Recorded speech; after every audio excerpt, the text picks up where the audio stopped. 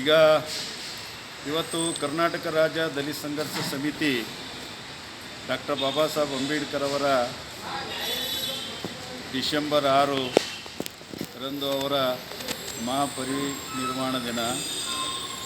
ಅವರು ಡಾಕ್ಟರ್ ಬಾಬಾ ಸಾಹೇಬ್ ಅಂಬೇಡ್ಕರ್ ಅವರು ಒಂದು ಪ್ರಬುದ್ಧ ಭಾರತ, ಒಂದು ಶಕ್ತಿಯುತವಾಗಿರ್ತಕ್ಕಂಥ ಭಾರತವನ್ನು ಕಟ್ಟಲಿಕ್ಕೆ ಕಂಕಣಬದ್ಧರಾಗಿ ಡಾಕ್ಟರ್ ಬಾಬಾ ಸಾಹೇಬ್ ಅಂಬೇಡ್ಕರ್ ಅವರ ಸಂಕಲ್ಪ, ಅವ್ರ ಹೋರಾಟ ಜಾತ್ಯತೀತ ರಾಷ್ಟ್ರ ಆಗಬೇಕು ಮತ್ತು ಸಮಾಜವಾದಿಯನ್ನಾಗಬೇಕು, ಸರ್ವರಿಗೂ ಸಮಪಾಲು ಸರ್ವರಿಗೂ ಸಮಬಾಳು ಅಂತಕ್ಕಂಥ ಸಿಗಬೇಕು, ಶೋಷಣೆ ಮುಕ್ತವಾಗಿರ್ತಕ್ಕಂಥ ಸಮಾಜ ಇರಬೇಕು.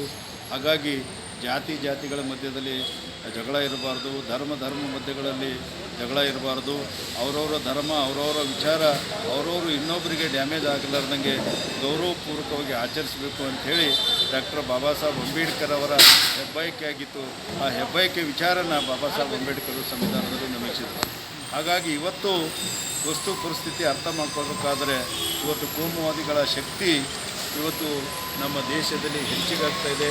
ಇವತ್ತು ಇದರಿಂದ ಸಮಾಜದಲ್ಲಿ ಒಂದು ಒಗ್ಗಟ್ಟನ್ನು ಹಾಳಾಗ್ತಾ ಇದೆ, ಒಂದು ಇವತ್ತು ಏಕತೆಗೆ ಒಂದು ಭಂಗನ ತರ್ತಾ ಇದೆ.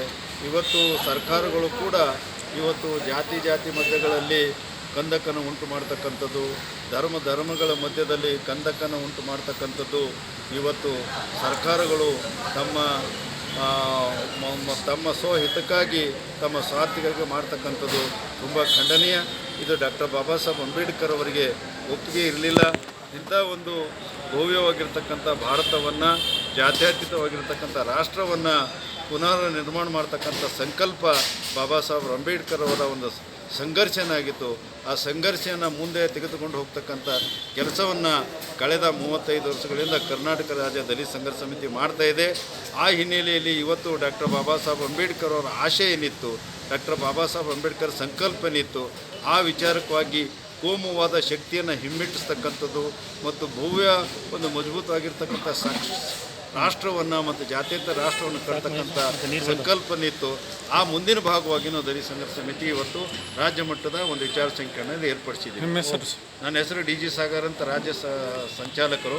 ನಮ್ಮ ಜೊತೆ ರಾಜ್ಯ ಸಂಘಟನಾ ಸಂಚಾಲಕರು MB ಶ್ರೀನಿವಾಸ್ ಅವರು.